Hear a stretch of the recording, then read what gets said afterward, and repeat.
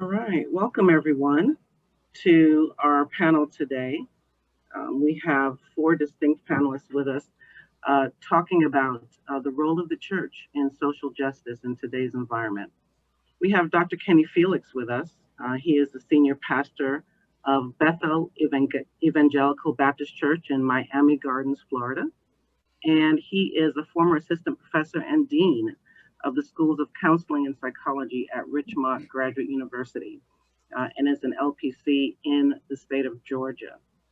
He is accomplished in his education, Bachelor of Science in Journalism and Economics, Master of Science in Education from the University of Miami, Master of Divinity in Psychology and Counseling, Master of Theology, and Doctor of Philosophy in Psychology Counseling at New Orleans Baptist Theological Seminary. Welcome, Dr. Felix. We also have Dr. Tanya Tinsley. She is the owner of Transitions Counseling Service, LLC, and Life Skills program that includes a ministry division, Love and Basketball Ministries, where she provides individual, marriage, family, and group counseling and consultative services. She's an LPC in her state and facilitates the New Paradigm Ministries leadership training as part of the Ephesus Project and is clinical director of Mount Ararat Baptist Church Counseling Center in both Pittsburgh, Pennsylvania, and she has a wealth of experience providing personal and academic growth opportunities for those seeking to become professional master's degree level counselors. Welcome, Dr. Tinsley. We have Dr. Joshua Rice, who is Richmond Graduate University's first ever acting provost. And he is the chief academic officer and has been the dean of the School of Ministry for Richmond Graduate University for the last several years. He has served as pastor at Eastside Baptist Church in Marietta, Georgia, and has longstanding experience in both ministry and higher education. Welcome, Dr. Rice, as well. All right, and so Dr. Macklin, I'm going to turn it over to you as we move forward. I'm looking forward to the conversation. Thank you, Dr. Sutherland. It is a delight to be with you all today and to be able to join with the panelists to hear from them on some questions, and then we will also be fielding some questions that you as an audience would have, just to put those in the box the Q&A box as we go along. But I want to first start with just a question to the three of you. So what are perspectives that you have on the role of the church in social justice? And Dr. Tinsley, I'll start with you. We'll start with the rows in the group here today. Thank you, Dr. Sutherland. Thank you, Dr. Macklin. When we talk about the historical role of the church in social justice, I'm just going to speak specifically right now from the Black church, but the Black church has been a source of hope, a source of strength. And I really like this quote that Dr. Wayne Croft wrote in his book on the history of the Black church, that the Black church cannot be denied its birth in slavery, emergence from oppressive structures, nurture in the bosom of social protest, and continued existence in the 21st century. The church has been the hub for the family, the Black family, the African-American family, providing, scripture and trying to save lives and save souls, but also helping with housing, social economic issues, job search, physical health. And so because of this emergence out of the civil rights movement, this has been the hub for the Black family in just the transition in their life and supporting the family historically. Thank you, Dr. Tinsley. Dr. Felix?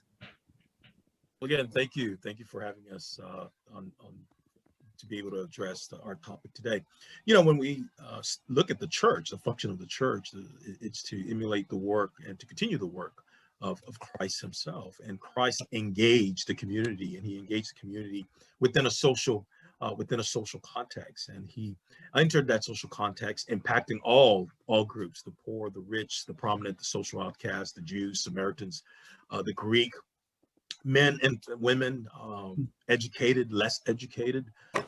And so he met people where they were, and he challenged those who followed him to do the same, you know. And we see even the New Testament church, as it began to unfold in its mission, we see where it began to address issues of justice, you know, particularly when we look at what was happening between the Hebraic Jews and the Hellenistic Jews, and in the food distribution of the time, that created a level of conflict. And so it was out of that we have the deacon ministry coming to life. And so we could begin to see issues of social justice. And of course, throughout the work of the early church, again, you know, even when Paul was arrested, you know, and placed into prison and treated unfairly, you know, he put out a call for justice. And so to engage in social justice today, to engage within the community and respond to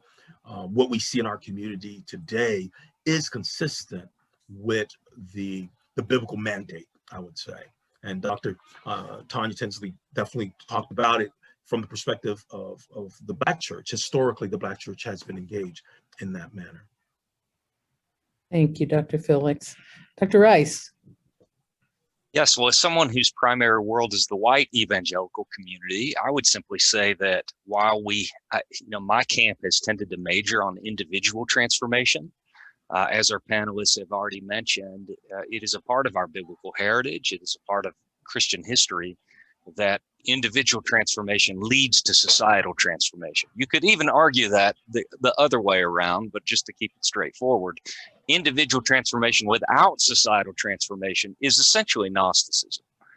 Even John Wesley said there is no holiness without social holiness. And so the events in our country in the last year have really exposed this very strong strain of Gnosticism that still runs through the heart of white evangelicalism today, which is why these conversations are so vital. Thank you so much, Dr. Rice. And we will hear from Dr. Moore. I would like to get his camera. We're going to get that opened up here. But just a follow-up question, even as we are waiting for him to join us and respond to this same question. So you all address, you know, the perspective of social justice and that Christ is our model for that. And so how can we, this is just a question off the fly as I listen to you, but how can we as the people of God in in our congregations today even be assisting in you know, because we think about the church and many think of the church as this building, but it's us as a people. How are we involved in this whole process of social justice? Dr. Tinsley, I'll start with you again if you want to take a stab at that. Absolutely. You know, when we talk about the church giving hope, being able to live within times of adversity and crises, and there's a saying, a crisis can be dangerous, but it cannot be also be an opportunity for growth and bringing people together. And so I believe that, you know, when it comes to social justice issues, the church is the first place people, especially the Black church, will go when there is a challenge, when there is a problem. And so it is important for the church to know and have, you know, keep a finger on the pulse of what's going on in today's cultural context. And when I think about what has been going on, you know, during the pandemic, we're talking about physical health, we're talking about mental health, we're talking about grief and loss, we're talking about what happened with the racial justice issues last summer. And it's really connecting to the community and giving people a source of strength, a source of hope through these crises, and that we can grow through these crises. And, you know, what is going to allow people to continue to live amidst the financials and what's going on, and amidst what's happening in education. So the church comes together to be able to talk about truth to power and what that means in people's lives. Okay. Dr. Felix or Dr. Rice, how would you like to respond? Say that it definitely calls for us to first understand the context that we're in, and the historical context of where we live, you know, and here in the United States specifically. While, you know, issues of justice are pervasive throughout our globe, you know, because at the end of the day, we're talking about the human heart. But we have to first recognize that, you know, our historical context is one of both freedom and oppression. You know, before the ink dried, you know, on the Constitution, you know, where we were, our forefathers, our founding fathers rather, were writing about, you know, we hold these truths to be, you know, self-evident that all men are created equal, endowed by the Creator with certain unalienable rights, that among these are life, liberty, and the pursuit of happiness. While the ink was still dry, and we know that, you know, millions were being enslaved, and that continued for years on now. So that's what we were coming out of, and we're still dealing with the residue of what we have experienced historically. And so recognizing it then should propel us to respond to it in the most integral manner, to continue to build upon the work that's been done before us, but to realize that the work has to continue in addressing issues of injustice throughout all levels of our society. And Dr. Wright touched on a piece of it as well, that, you know, part of the challenge for the church has been, many times we focus on the future kingdom, you know, we focus on heaven, and it's a beautiful scene in heaven, you know, when it talks about all a group of all creeds, all languages, you know, from all nations, every tongue. It's a beautiful scene depicted there before the throne of God. But we also have to remember that even in Jesus's prayer, it was, "Thy will be done, thy kingdom come on earth as it is in heaven." So we have work to do here to reflect God's kingdom here, right where we are.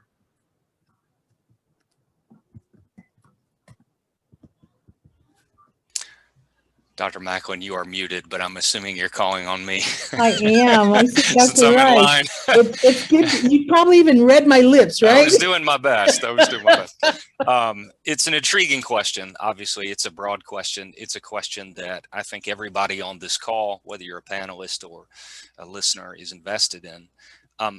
Some of you may have seen this week, I believe it's 2 days ago, Gallup came out with a new poll stating that for the first time in American history, a majority of Americans have no meaningful connection, whether by membership or attendance, to a Christian congregation or a synagogue. Let that sit for just a moment. The first time in American history.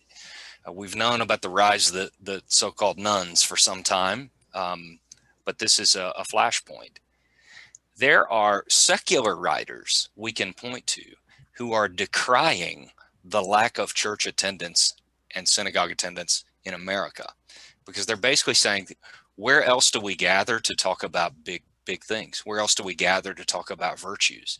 Where else do we gather to talk about values? And with the fragmentation that technology has foisted upon us, that call is greater than ever.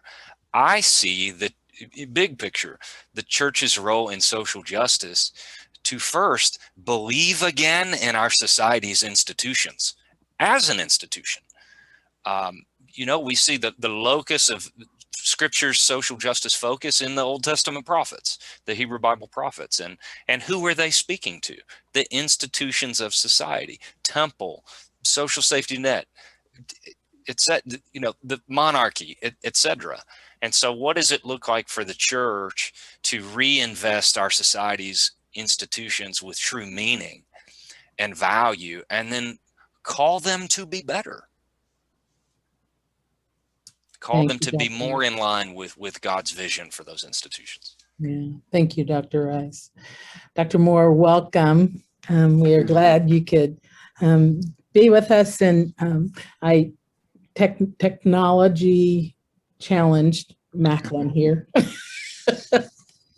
So I'm glad I was able to get you so that you could get your camera up. I want to introduce Dr. Reginald Moore. He's the chair and PhD in counselor education and supervision, assistant professor of counseling. Dr. Moore began as an adjunct faculty at Denver Seminary in 2007. In 2008, he became an instructor of counseling and is now the assistant professor of counseling. He's a member of the American Counseling Association and the Association of Counselor Education and Supervision. Dr. Moore earned a PhD in counselor ed and supervision from the University of Northern Colorado, an MA from Colorado Christian University, and a BA from the University of Kansas. He has served as an adjunct professor of psychology and counseling at Colorado Christian University. Dr. Moore has also served as assistant director of Hope Communities Incorporated, a nonprofit affordable housing provider, for 7 years. He also is a therapist and a trainer in the National Institute in Change in Denver, and a counselor at the University of Northern Colorado's Psychological Service Clinic. Dr. Moore, welcome. We're glad that you could join us. And I'm going to go back and ask the first question for you to provide your own input. And the first question was, what are the perspectives you have on the role of the church in social justice? Thank you very much. I think that we talked, first of all, I apologize for being late and for the technical difficulty. That was not all you, Dr. Macklin, and for taking precious time away from this critical discussion. In terms of the church and social justice, I think I agree with many of the panelists already. It's our birthright and blessing to be at the forefront of the conversations for social justice and the equitable treatment of people, inclusion, and to have fair systems. My primary question, I'm answering both at the same time, is, are the doors of the church even open? Literally, to foster such conversations. And what are the impediments at the threshold of the church that have caused a decrease in attendance or affiliation that Dr. Rice has talked about? There's a critical examination that I think we must look at in terms of what are we doing that is disincentivizing people from even wanting to have those conversations within the church. Yes, that opens and raises a really good question as to the why. Why and what's the reason, what's the case for it? So thank you for that, Dr. Moore. So I'm going to go on to the second question here that I want to ask the whole panel, the panel as a whole. So what are some barriers to collaborations between the mental health field and the religious organizations? And all of you, with the exception of Dr. Rice, have had some involvement in the mental health field in providing some type of services. And Dr. Rice, for you, speaking from a pastoral perspective in the church, how can we think about this? So again, what are some barriers to collaboration between mental health field and the religious organizations? And Dr. Phillips, I'll start with you with this question. It's a great question. You know, sometimes it can definitely be as simple as the two worlds not understanding each other. And sometimes when we don't understand the other side, we demonize it one way, one way or another. That's why, students who are part of integrative programs play a key role in bringing the clinical community with the church community and seeing all of it, how it can be to the benefit of the individual that we that we're called to care for. And today we're glad to see at least that we're making inroads, in the sense that the clinical world definitely has been more open to addressing issues of religion and spirituality, in the counseling process. And so that's opening more opportunities for perhaps people coming from faith backgrounds to feel more at ease with embracing the possibility of receiving mental health services. Thank you, Dr. Felix. Dr. Rice, what about you? How would you respond to that question? I would ask how we define spirituality. Mm-hmm. And I would quote the preeminent M. Scott Peck, who wrote, "Mental health is spiritual health." That's powerful. Dr. Tinsley, how would you respond to that question? Before I respond to that question, I want to go back, because I was thinking about something Dr. Moore was talking about when we talk about the role of the church in social justice. And I really think we all need to be on the same page in terms of what is social justice. What is the definition of social justice? Because some churches might just focus on gender or same sex, where others are focused on race and ethnicity. And we just have to really make sure we're all on the same page of social justice is the belief that all people have a right to equitable treatment. We can't pick and choose which people have a right to equitable treatment. So when we're talking about social justice, we're talking about promoting access and equity to ensure full participation. Now, here's the situation when we talk about the barriers to mental health. First of all, we have to think about historically that psychology and theology were actually together. When we go back to the New Testament era, we had philosophers and psychologists and theologians all sit around talking about holistic health. It says, "Wilt thou be made whole?" So we're talking about whole health. And I think one of the barriers is this whole idea of science and having science, tied to psychology. And is there science? Can we have evidence-based research with the meaning of God and about God? But now I would say in the 20th century, in the 21st century, we've come back together. We're trying to remarry psychology and theology together. But there has been, I know, for barriers in the Black trust, a sense of mistrust, right? So when we're talking about mistrust with the health community, and there is a saying that I don't need a mental health professional, I can just go to God. And so we have to bring the language together in the churches, but outside the churches. And I agree with you, Dr. Macklin, church is not just the physical body. It is where 2 or 3 are gathered in his name and called to his purpose, right? And so we got to talk about how do we bridge the gap and have the language where faith communities are talking about wilt thou be made whole, and that includes mental health. And we also have to teach clinicians to collaborate with the faith-based community for holistic health and for a treatment plan.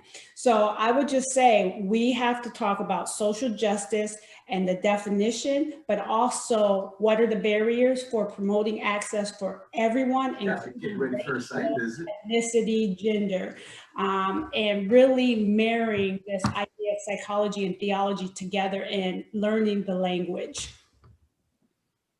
Thank you, Dr. Tinsley. Dr. Moore, how would you respond to that question?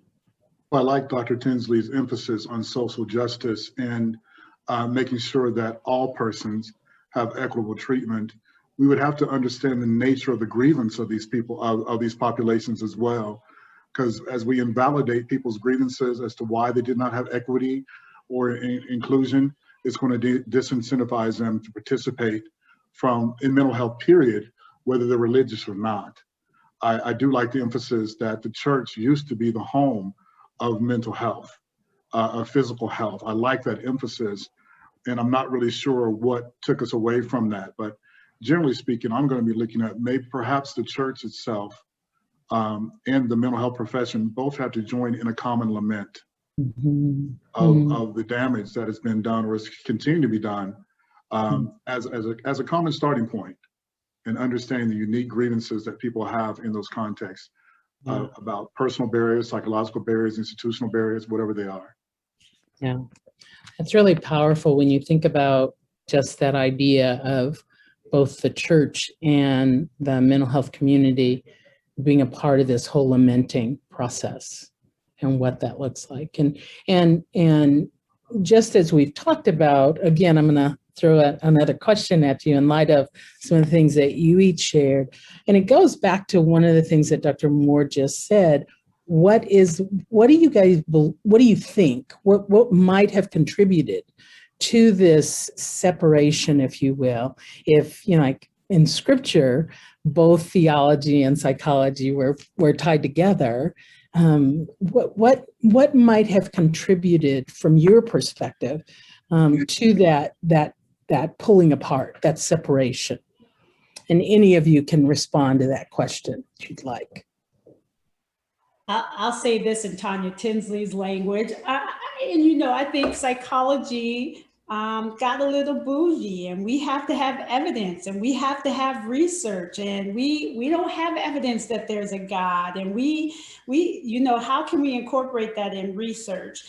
So I think it came more from this evidence-based practice, but now there's been more research, whether it's including MRIs or whether it's doing qualitative research to show that religion and spirituality have meaning in a person's holistic wellness. And I can say now, even when I started my training as a clinician 20 years ago, we were just starting to weave in the spirituality and the religious conversations, but now it's part of our codes of ethics, whether it's for social work or professional counselors or marriage and family therapists. It says in our codes of ethics that we weave in spirituality and we weave in religion. And so I think now that there has been more research to show that there is evidence and that we can have this conversation and we can all come to the table together to save lives and save souls.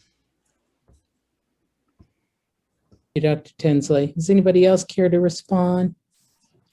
I think it almost parallels, if we view psychology as a science, it parallels what we witness, through the centuries, as we've moved from a theistic view of God to more of the world or worldview to more of a deistic, and then we go into naturalism, and then we go into atheism, and so it's mirrored really what we've seen in our world as a whole. But as Dr. Tinsley noted, again, we're slowly merging back, and so there's a great opportunity for the church to be open to understanding it from a holistic perspective, but it also takes the psychological side or our clinical side to also come to the table. And we stand in a unique positions as clinicians who come from a faith backgrounds to be able to help the church and our professional worlds come together in that manner.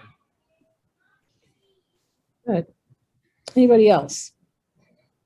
Just wanted to mention, Dr. Macklin, to the question that, it's fascinating that in an oral society, in an oral Roman Empire, O-R-A-L, and I guess A-U-R-A-L as well, where perhaps 2 to 3% of the population of the Roman Empire is literate. It's fascinating that Christianity at its earliest point is a literary movement from the very beginning. It didn't have to be, but it was.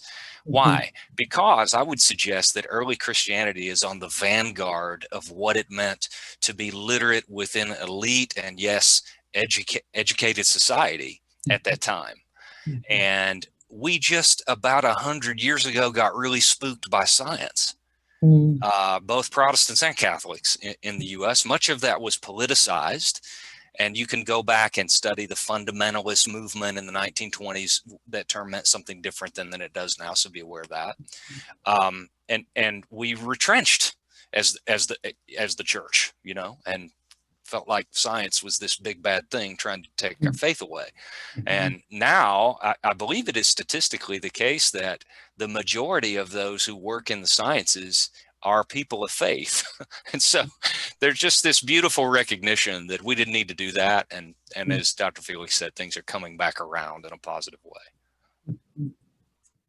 Dr. Moore, would you like to add anything to what's been shared? What I'd like to add is one of the things that Dr. Tinsley has caused me to think about is how tribal we've become. And I think that is having a tremendous impact on this conversation.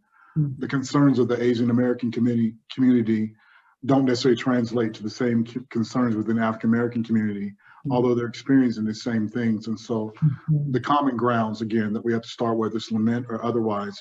And I do agree with the comments about the professionalism of counseling, managed care becoming bougie. I think those things have kind of set it apart for like, this is an economic reality as well. Mental health is an economic reality. You know, I'm struck by a comment that one of the, somebody in the audience wrote in the question and answer. It says, for we, the church, have gained more political power than spiritual power. It made me feel like my spiritual connectedness had no home in a place which my oppression was part of the political. And that is such a powerful perspective, even to think about from the perspective of the church. Yes, there is this place where psychology took on this different view, and to think about how the church has been involved in that separation also, of moving away from the mental health issues that are present in our pulpits. And I mean, in our pulpits, yes, but even in our in the congregation, and that there can be this separation, and then there's injury that happens to folks when that's denied. So I just wanted to share that. I just thought it was just a really good perspective to think about even broadly. So.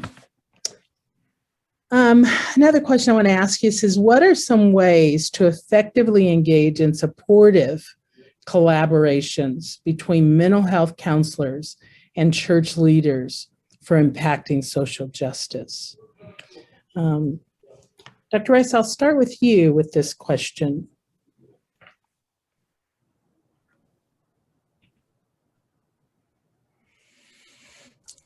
Well, I think first, Dr. Macklin, part of the conversation has to be helping pastors talk about mental health and talk about social justice and talk about what Dr. Moore just said, the link between these two, to push against the hyper fragmentation that modernity has brought us when we think about life chopped up and compartmentalized, and even subject matter chopped up and compartmentalized, and to help our people see how interconnected these things are and how interconnected they are with our lives. I don't think you get there without going back to my original point and reinvesting Christians with a vaulted view of our society's institutions, with the fact that the myth of individualism in America, the most individualistic country in the world, is in fact a myth, and it is not serving us well. It is breaking people apart. And so giving pastors the tools to talk people, to help people deconstruct their myths and see the connection here, to see the data, to see the statistics, to me just seems really vital to that effort. Thank you, Dr. Rice. Dr. Moore, I'll let you respond next. I do like Dr. Rice's emphasis on not just individualism, with which I agree with 100%, but the insistence on individual rights, as if there's not a collective good or a common good that we have, whether that's resulting to housing or education or whatever, employment. And so I think we have taken the individual piece and put it hyper steroids to the point where individual realities are become gospel truth.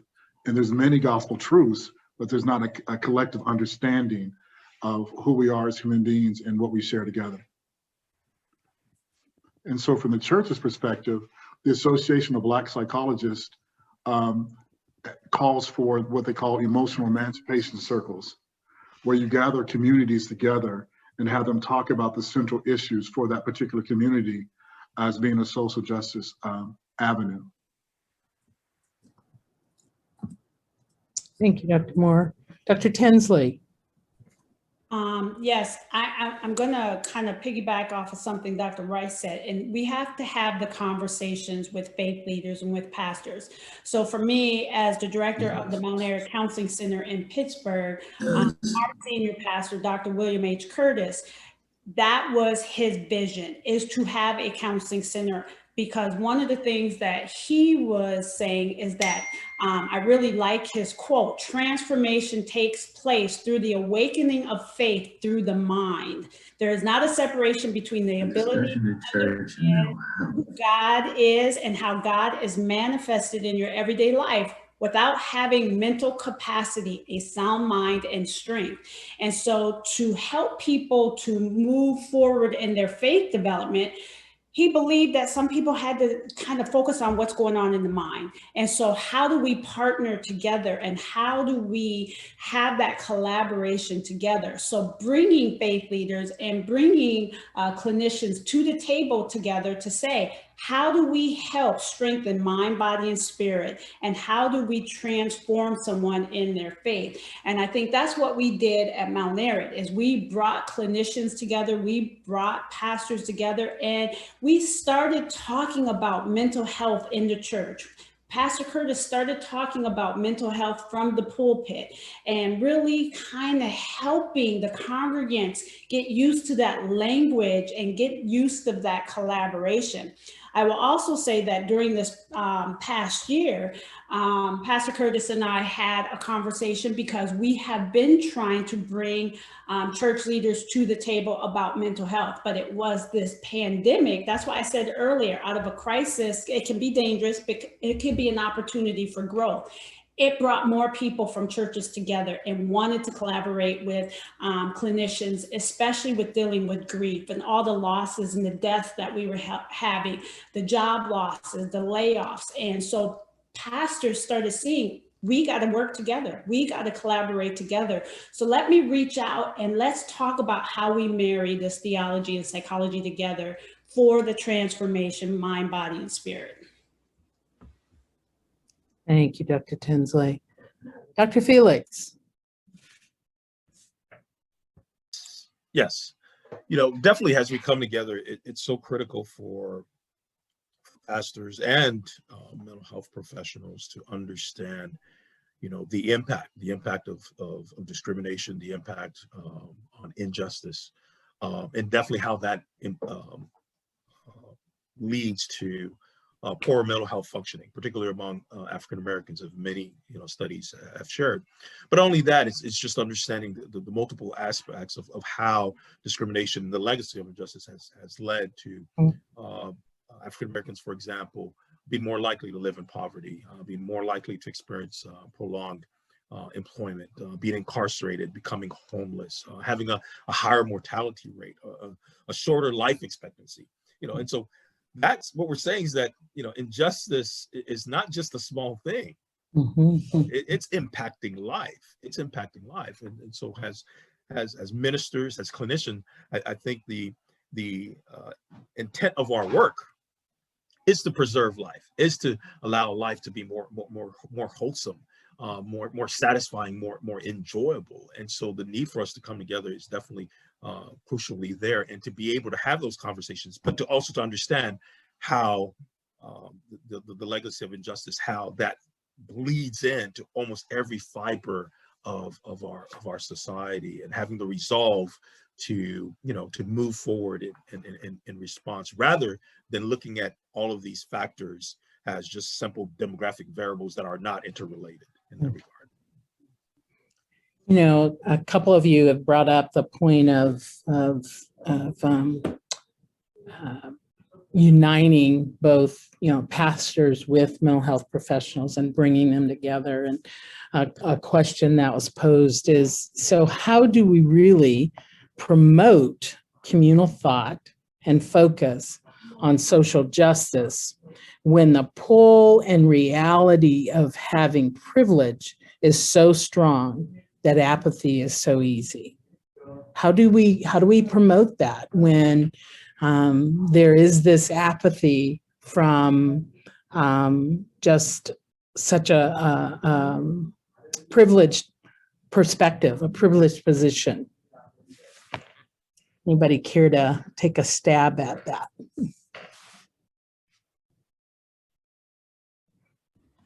I was having a conversation with a pastor earlier, and one of the things that we discussed was raising this consciousness of the connection between faith and social justice. So we got to continue to increase the knowledge and raise that consciousness. And we got to focus on, again, back to the definition of social justice, and we all have to come together. And we were talking about, you know, there's environmental justice, there's racial justice, economic justice, but we have to really look at, when we're coming together, reading scripture from a holistic perspective that also includes social justice. So just raising that consciousness and people being open to hearing divergent perspectives, but also recognizing that we have similar goals. And so how can we come together as we raise this consciousness? How can we come together with these divergent perspectives with the idea of, you know, getting people to heaven, but also engaging in that social justice together? So it's a recognition that there has to be some acknowledgement across the table from everyone, and then to engage in that type of. Thanks, Dr. Tinsley. Anybody else? I'm going to extend it even broader. You know, I know we've been focused specifically on clinicians, the mental health community, and the church, but it's every sector of every institution in our society actually needs to come together. I definitely would love if we together, you know, just clinicians and ministers, we had the power to completely change and address the depth of our social problem. But it takes, you know, it takes our political leaders, you know, it takes our school teachers, you know, it takes our neighbors. It's everyone really, you know, being able to say that, okay, we do have a problem in our society. And yes, individually, I may be doing well, but if my neighbor is suffering, then I have to be willing to look at, okay, what are the issues here to fight against that apathy that you noted. And I would go as well with what Dr. Felix is saying, is that apathy, especially with privilege, is going to dull sensibilities. And so how do we resurrect empathy in many cases with individuals and communities of privilege? How do we evoke them to ask, why should I care? Why should I be invested? And to hear the exchange of stories where that becomes so personal that a person becomes uncomfortable. We have to become uncomfortable increasingly with the impact of each other's stories to resurrect empathy. That's powerful, to resurrect empathy. And we have to be willing to connect with someone's story. We have to be willing to engage, to be willing to hear, and to have an ear that hears, that's not one that stands in judgment, but one that truly does listen with a sense of an empathic ear, if you will. Dr. Rice, would you like to share anything? I'm struck by the fact that prophetic work is slow, and my simple answer to the question is I just think you have to really believe you have heard the voice of the resurrected Lord say this is part of God's plan for the world. And the prophet, Jeremiah said, the word of God is like fire shut up in my bones. They were rejected, and yet their message has shaped societies even after that rejection. So obviously this is slow work. It's not work that is accomplished in our lifetime, but if we have heard the true voice, if we've heard the voice of love calling us to push, work, incremental and even revolutionary change can happen. Yeah, so it takes, again, an ear. It's an ear to hear and a heart to respond to how God may be moving and in our hearts. And I love that idea that, the piece that goes with it is this idea of patience in the process. And yet I think of marginalized people, Blacks I'm thinking of in particular, the African American community. There has been this waiting. There has been this place of not seeing social justice on a consistent basis. So how do we offer hope even to those who are in marginalized communities from this perspective of, yes, it takes time and social justice is important, and it will take time to get there. How do we help promote a sense of hope in those communities? And any of you can respond to that.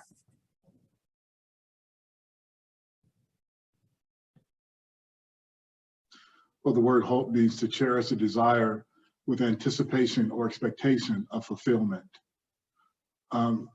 I think one of the things that I heard in Dr. Tinsley's with the congregation she was talking about, that's pretty imaginative work that they're doing in terms of having mental health pastors and mental health clinicians come together and talk about the issues of the community. And I think it would be important to invite the community to that same table, part of that conversation, so that their voice is heard as part of the conversation. So it's not the pastor or the mental health person talking about the community, it's the community talking about themselves in their presence, which I think could be very helpful. Absolutely. Either of you others would like to respond to that?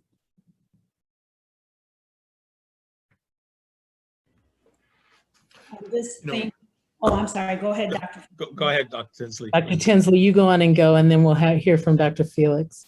I'm just thinking of a few things in terms of what was just previously discussed and just hope, when we talk about resurrecting empathy, I know in my pastoral counseling course and my multicultural counseling course, I have an assignment that's called cross-cultural dialogue. And it's a mandatory assignment where people have to engage in dialogue with someone that represents a religion or a culture that they're unfamiliar with. And my students get very uncomfortable at the beginning because they have these preconceived notions about whatever this religious denomination is or this race. And I get them to understand this is a semester-long assignment. It's not just something that happens in one sitting. You're to engage in a conversation. So by the end of the semester, they're thankful and grateful that they've done this. They have said that, I've learned a lot about myself, and some of these stigmas and biases that I had initially are not true. I wish we could mandate this assignment for everyone to take time to engage in cross-cultural dialogues and resurrect that empathy, because we have to sit at the table and hear each other's story and understand that it's a process and that it takes time, but being willing and open to hear other people's stories and experiences. And then also trusting in God and trusting in this, you talk about hope, hoping for the best, hoping for the good, that something is good to come out of it, and not giving up on that. And that God is a God of reconciliation. And for those that may not be connected religiously, just hoping that a change is going to happen. Mm-hmm. Thank you, Dr. Tinsley. You know, it's a significant question, because the reality is that when we deal with what's happening in our society, time and time again, you know, I'll be honest. I remember when I heard the first report about George Floyd's death. That first night, I decided, you know what, I can't watch it tonight. You know, I can't watch it tonight. I couldn't take another. I couldn't take another story, another event. So the pain is real, and when we experience pain time and time again, we can get to our breaking point. You know, and that's when we can easily retreat. Yeah. But that's where connecting with others is so essential. You know, what brings me hope is that I know that this is not just my struggle. You know, I know that I'm not the only one who wants to see change. And so what do I have to do? I have to connect with others who also want to see change. And then from each other, we draw strength, you know. And so that's a key to definitely, you know, being able to continually respond. You know, we've been responding for many years, building on what's been done before. And I also thank God for the new generation. You know, I thank God for what naturally happens, you know, during the teen young adult years. There's a focus on not accepting the world as it is, but on what it could be, you know. And so building those bridges with younger generations who will continue on the work that has been done, and continue to build on that until, you know, this place looks is more reflective of the kingdom as it should be. Thank you, Dr. Felix. There's a couple questions that I want to ask that the audience has put forth. The first one is, with the level of training of our clergy on a theological level, primarily seminary training versus non-seminary training, and the discussion of pastors and ministers allowing the topic of mental health into the church, what role does seminary training versus non-seminary training of clergy play in this process?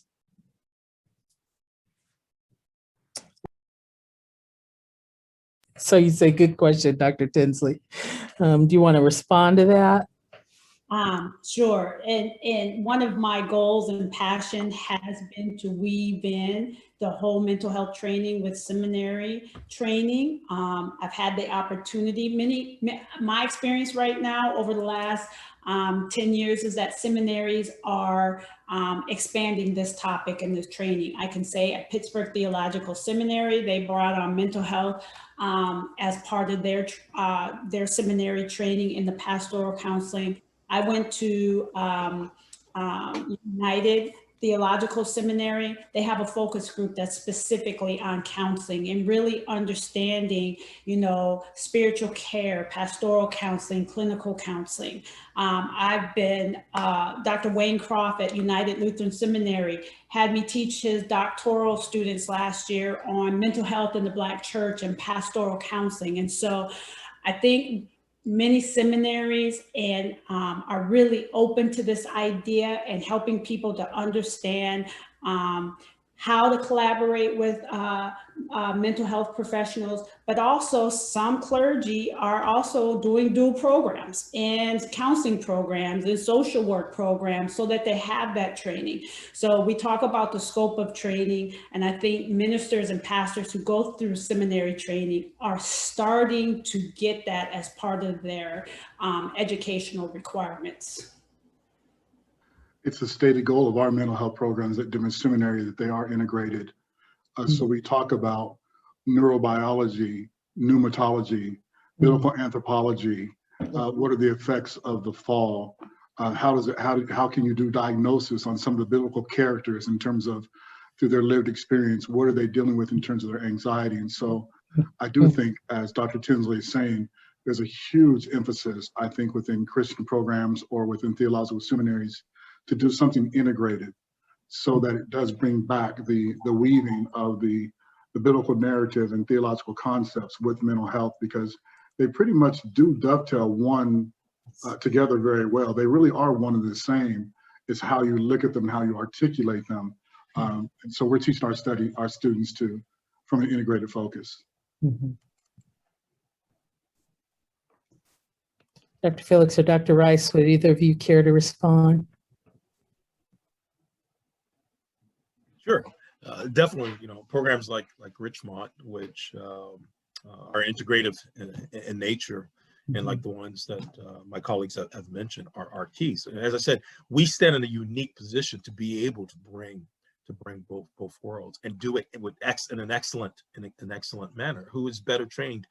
I'd say who should be better trained to address issues of spirituality and religion and how that impacts mental health would be students coming out of our programs. And as Dr. Tinsley reflected earlier, today it's part of our ethical code. You fail to address it, it's considered unethical. Well, in the same way, for ministers, helping ministers as a whole understand their role and how it must also address mental health, and to know the limits of our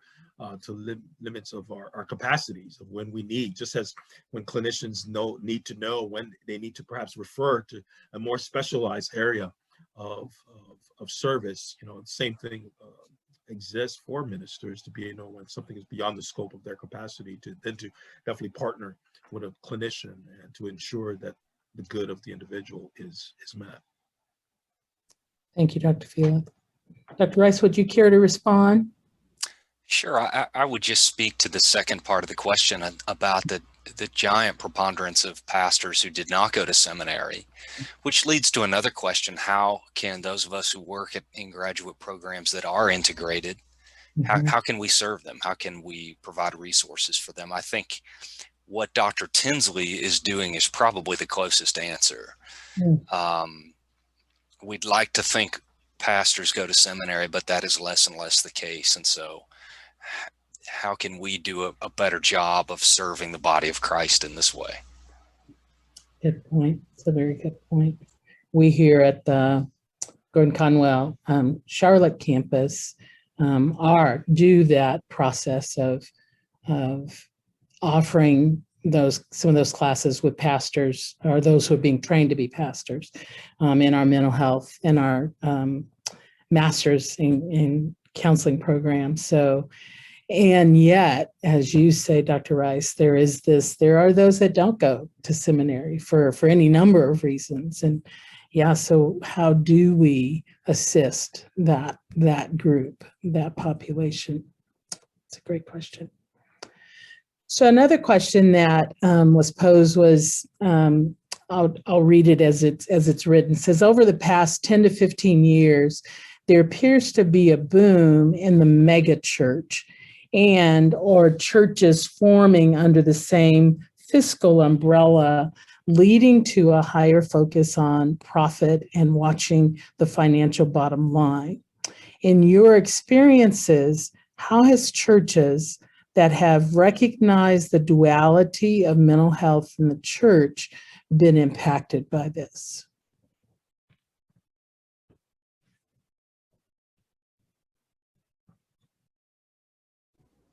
Anybody care to respond?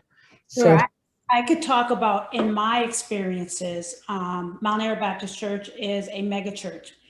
In my experience, churches are not-for-profit organizations, and so it's not about a profit, but being able to kind of pay the bills. I know with us, with the Mount Airy Counseling Center, and I'm going to be working with another church here on the eastern side of the state, where we have collaborated with universities or agencies and received grants to be able to fund a counseling center, to be able to provide pro bono services for clients. And so whether it's a mega church that has over 2,000 members or a church that's smaller, that's where the collaborations come in. And that's where I know many faculty in a variety of programs at universities would like to partner with churches. And so building those relationships with the church leaders, because first it's going to be about the relationship. People don't care what you know until they know that you care. So you can't just go in and start doing research. So it's really building those relationships. When we talk about those pastors who have not been trained in seminary, let's invite them to our campuses, or let's ask if we can come to their church. I know at Mount Merritt, we invited a number of universities to come and do trainings for pastors at the churches. So we were meeting people where they are. So I think it's just one, recognizing that churches are not-for-profit organizations, collaborating. There's so many different grants that are out there that to be able to support the funding of mental health services, but also working in collaboration with and partnering with universities and other community agencies. Thank you, Dr. Tinsley. Dr. Felix, you were going to say something. Sure, I would present Richmond as a good example of that collaborative work, where some of our counseling centers in the community are located within churches, and these include mega churches as well as what we would define as smaller, smaller churches. I think once a church understands the need to address mental health services, there's definitely possibility for collaboration. And I want to go back to a little bit also to our last question in regards to pastors who have not entered or gone through seminary. Yes, a seminary. You were right the first time. Yes. Yes. Definitely, even as a pastor who has the clinical training, one of my joys is to work with my colleagues, and just as recently as 2 weeks ago, one of these local associations invited me just to address coping with grief with pastors and helping them to understand grief, particularly during this time of the pandemic. And also that gives me also an opportunity to address their mental health, which is also a key issue for us to help, our ministers with. So collaboration can definitely take forms in many can occur in many forms. And as Dr. Tinsley noted, the key is a desire to be that bridge, a desire to develop those relationships and to treasure them and pour into them. Yeah, I would definitely agree with that. That's one of the things that I talk frequently with our students about is, and you can't do it without the relationship, but you've got to be willing to step outside of your comfort zone is what I communicate with our counseling students, and to go into some of the churches as you're suggesting, Dr. Felix, and build relationships, even knowing that in some churches there are pastors who have not gone to seminary and yet they still have a desire to serve their congregation. They want to see their people, and so to offer those opportunities would be great. That's a great suggestion. I think also from a degree program, I'm sure Richmond and Gordon Conway are all doing this, but also cultivating students early on, having students come into the master's program from the churches to receive training for their letters, whatever that's going to be, MA, PhD, or whatever, is critical as well. So it goes toward Dr. Rice's point of having that longer term vision of actually affecting the pipeline of those who are coming in for training.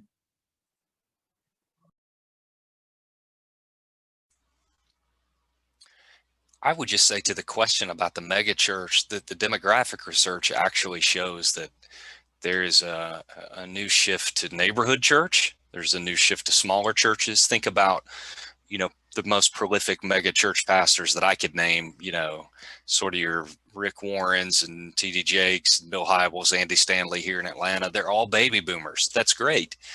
But the mega church was a baby boomer model fueled by what's called the quote unquote church growth movement. But what's quickly overtaking that is a healthy congregations movement. And you can have a very toxic congregation that's 60 people, or a very healthy congregation that's 3,000 people, or vice versa. So I tend to not think size has to do with it. But I do think that a renewed focus on mental health is in fact the reason for this shift back toward neighborhood churches. And I suppose my assumption is that that mental health component is met most poignantly and over the long term by how well a person connects in some kind of community in their church. If it's a church of 80 people, they're probably connected to the whole community to a certain extent. If it's Dr. Tinsley's church, what is your small group ministry, Sunday school class, etc. So I just tend to think that the size of the church is less relevant than whether people are finding community that can sustain them and help shape them into a healthy person over time. Right. Thanks, Dr. Rice. Well, I've started looking at some of the responses and questions in the question and answer, and I want to go back to one, and I want to invite you who are listening to put in any questions that you have for the panel or for the panelists, or any comments that you would like to share. But there was one question that came up earlier, Dr. Rice, when you were talking about, we were addressing in that third question, that idea of ways to effectively engage in supportive collaboration. And one of the someone asked the question, asked if you could expound on the myths that you mentioned. Sure, I can do my best. I think specifically, I was suggesting that in order to help congregations engage in social justice, and let me say explicitly, majority white congregations, there has to be some demythologizing of the myth of the individual, and quite frankly, even some of the historical myths about our country that just have to be addressed. I think you can do so humbly, but I also think you could do so directly. I just read William Jennings' magisterial book. He teaches at Duke, Theology and the Origins of Race. Here I am, 43, had the education just like y'all.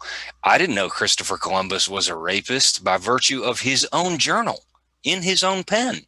He raped indigenous women, it was not a big deal to him. So these are part of them. There are some historical myths, but then there are also, I think, sociological myths about, this idea that somehow individuals can stand alone and apart from society at large, the institutions of society, and how politicized that has become. And so I do think church leaders can start that process for people, and in a humble sense, help them to take steps. That seems a little more abstract than I mean it. I would just need to think about, that there is the myth of capitalism, the myth that, collectivity equals Marxism. And some of this is the political polarization of speech, but other parts of it are just a failure to help people think clearly about reality. It's it's definitely not easy work, but I do think I think the Christian life begins with imagination.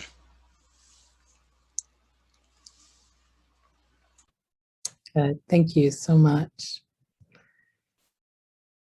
A comment just came up. It says, I agree that the size of the church may not be relevant for a focus on mental health. And yet at the same time, with regard to social justice impact, I can't help but think that the size and political influence of the individual churches might matter. Does anybody care to offer a response or additional thought to what was being shared there?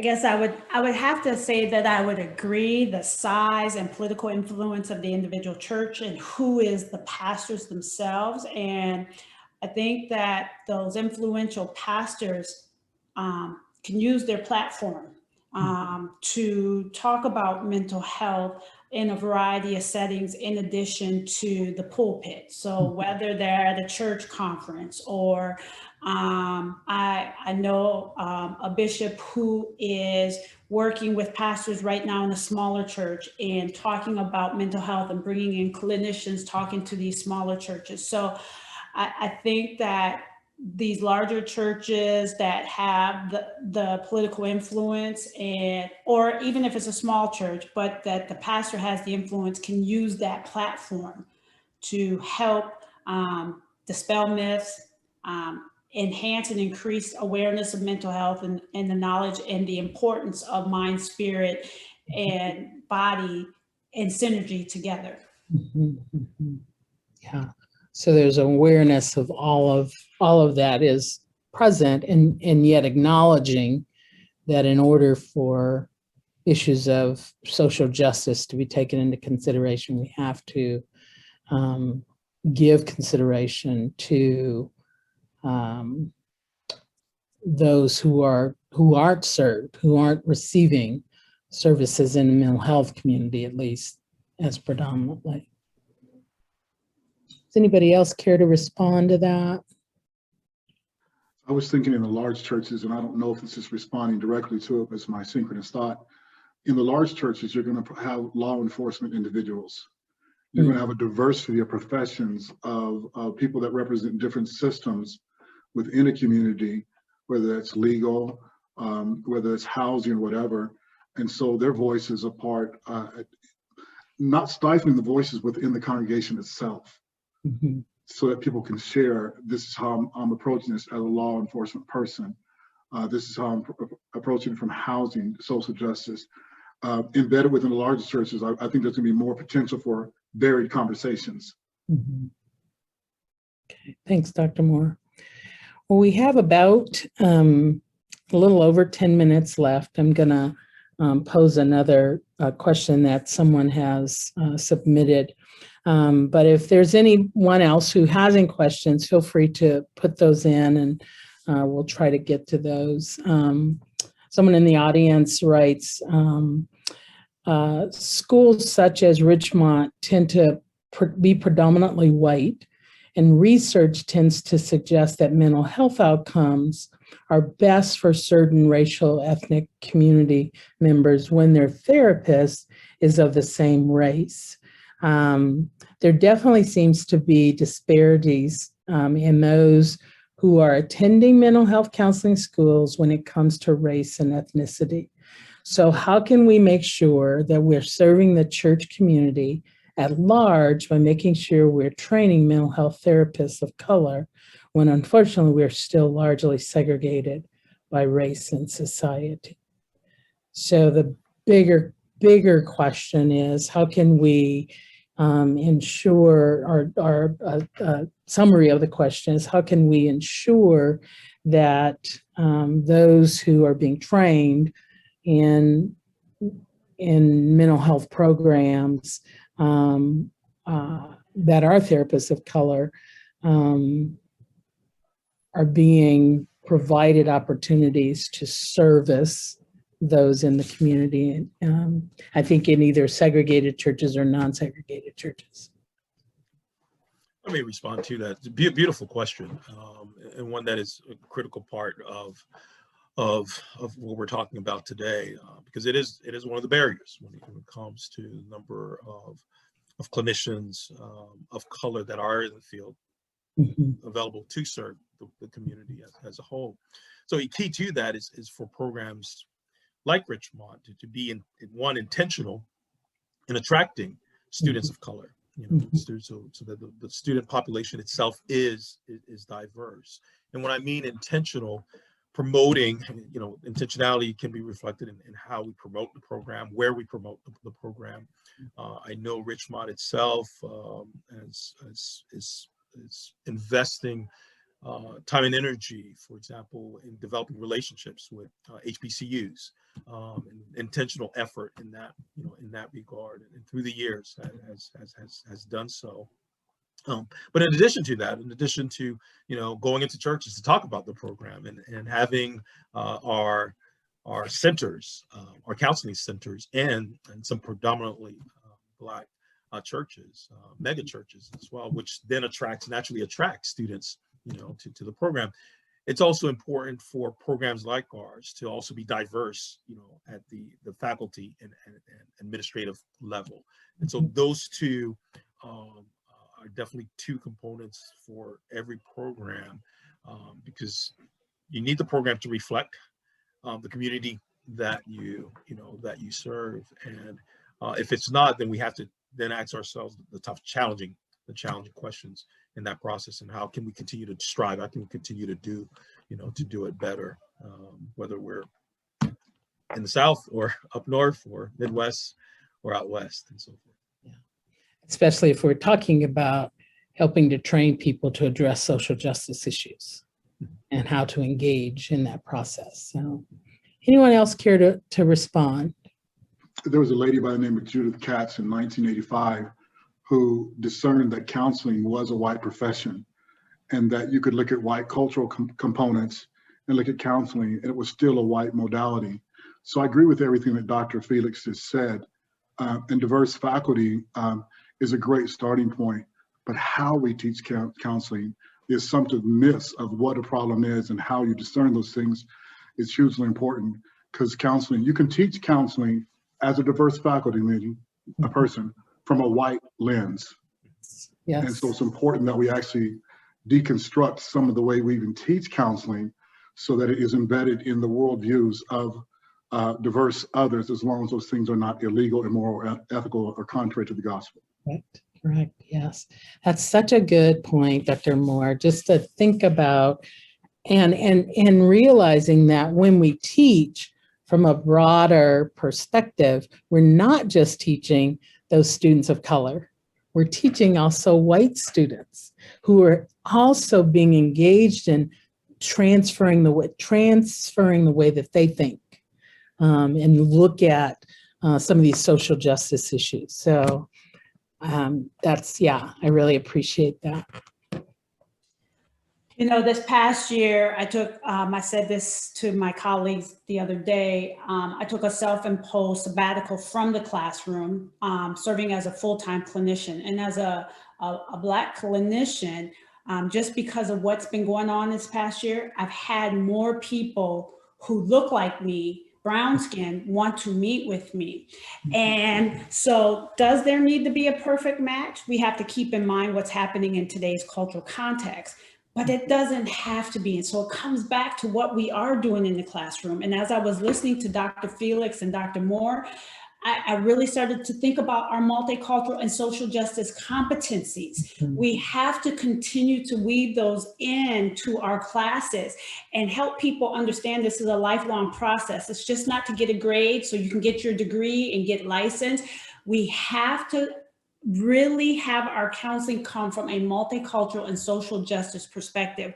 And Jesus and Paul were both multicultural and social justice, prophets. And so if we are going to be like them, they weave that in. So we have to weave that in to training clinicians, but also for faculty. When we are going into the classroom, our teaching has to come from a multicultural and social justice lens. Absolutely. And I do appreciate your emphasis on our competencies, because our competencies are very, very strident in terms of what we have to do in each classroom, not just in multicultural, but in theories or all the training embedded with throughout the entirety of the program. Absolutely.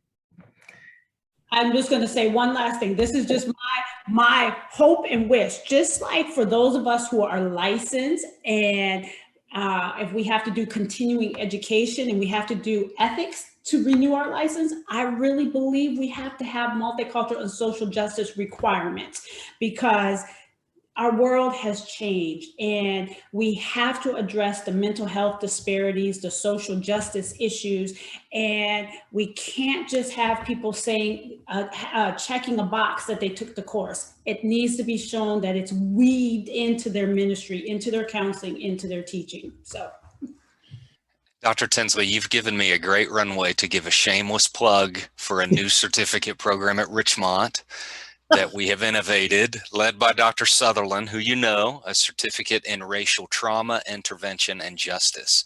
For those of you interested in this conversation who might want to take a next step, visit us at richmont.edu. Thank you. And with that plug,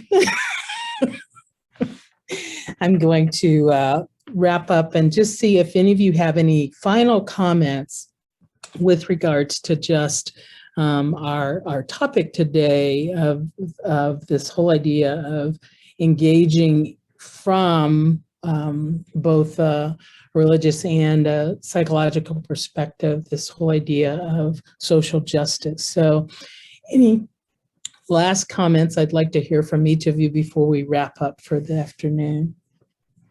And Dr. Moore, we'll start with you. Just happy to have been here. I learned a lot and have been impressed a lot by my colleagues on the phone. I've also been monitoring the chat and appreciate the comments there as well. Mm-hmm.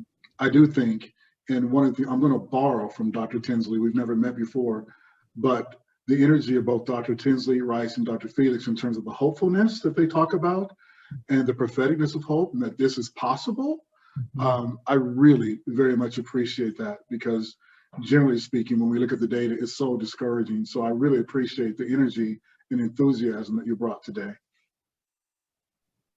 Thank you, Dr. Moore. Dr. Tinsley, will come to you next.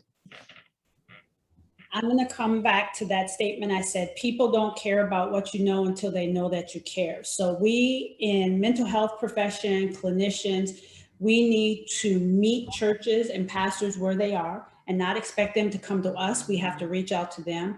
But I would also say to the church leaders and the pastors, understand that we in the body of Christ, clinicians, we're working with you together. And we are here to help with that transformation of the mind, to be able to help with the goals of that spiritual and faith development. So be open to bringing us to the table as well and continuing to have the conversation and marry psychology and theology together.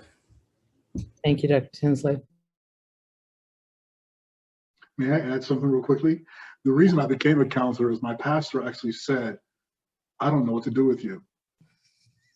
And his humility led to a lifelong journey. And I really appreciate my pastor. So accepting the limitations of the pastorate as well is hugely important. Absolutely. Dr. Felix. You know, kind of related to that, I recall after completing graduate school at University of Miami, I was basically ready to, you know, to walk away from the clinical world because it at that time, my training did not include anything related to religion, related to my faith.